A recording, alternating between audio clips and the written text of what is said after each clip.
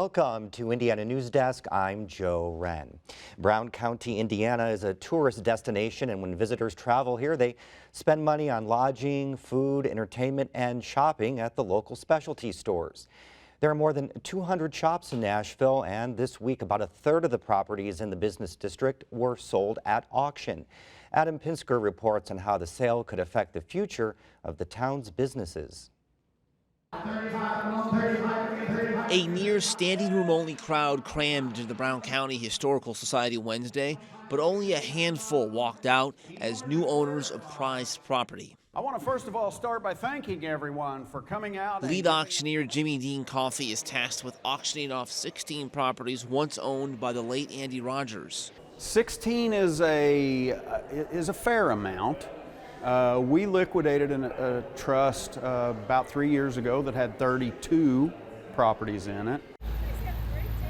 And this isn't just any kind of property. Rogers once owned a significant chunk of the historic buildings in and around downtown Nashville, including buildings that make up the Franklin Complex, Antique Alley, and the Bartley House. They were among 12 properties that sold during the auction. 4 more, including 2 parcels of land on Route 135, a clothing shop at 58 South Van Buren, and the Totem Post a couple doors down, sold before the auction began. Well, I've been 50. Who gives 75?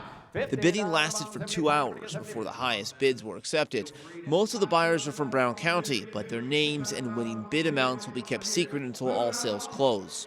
Visitors and residents won't notice any immediate changes to the downtown area, and many of them hope it stays that way. Larry Hawkins says he can close his eyes and remember what Nashville was like decades ago. You walk into the Nashville house and he had the screen wire and all this sassafras and fan blowing on it, and you smelled that smell in the Nashville house. And it's important to town officials as well that the charm and history of Nashville are preserved even after the properties change hands. Last week, the council met to revamp its zoning ordinances to make it tougher for owners to tear down buildings older than 50 years. People who bypass the zoning ordinance could be fined up to $2,500 per day. Coffey says he has no problems with the changes. They just are trying to protect Nashville as Nashville is. And so far, all the buyers and bidders and interested parties that I've spoke with, that's the way they want to keep it as well. But Hawkins says he's worried about the future of some of the craftspeople who work in the buildings that were sold.